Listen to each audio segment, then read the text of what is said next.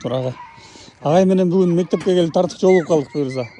Бул кайсы мектеп агай, аты кандай аталышы? Байла Шамуратбек атында. Шамуратбек атында орто мектеп экен, Молдасан айылында. Агай ишиңизге ийгилик. Бизди айнектен көрүп калып атайын чыгып келип, агай биздин видеолор көрүп турарын айтып, ийгилик каалады. Чоң рахмат. Сиздин ишиңизге ийгилик агай.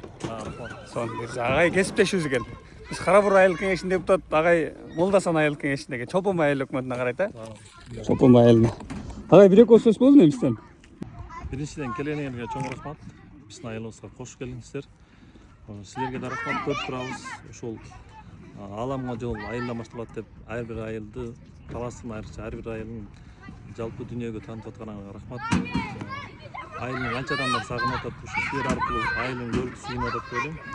Ишиңерге ийгилик, мындан да чоң проекттерди ишке ашырып өтүңүз. Рахмат агай, чоң рахмат. Чоң рахмат. Бул дагы Экөөбүз Түркстанга барып келиптир. Кандай экен Түркстан?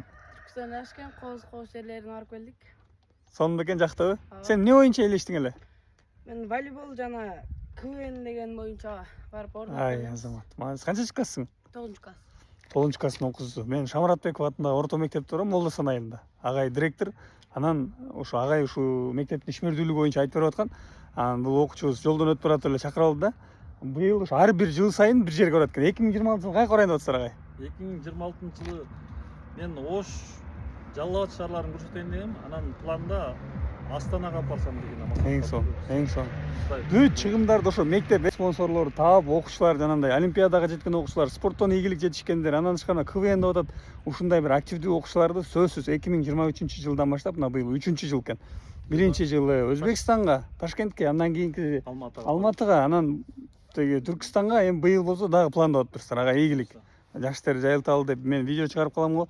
Ушундай методикаларды сөзсүз колдоnuш керек. Бул окуучуларга чоң мотивация болот. Андан тышкары эл жер көрөт. Эң сонун агай ишиңиздерге ийгилик. Сон.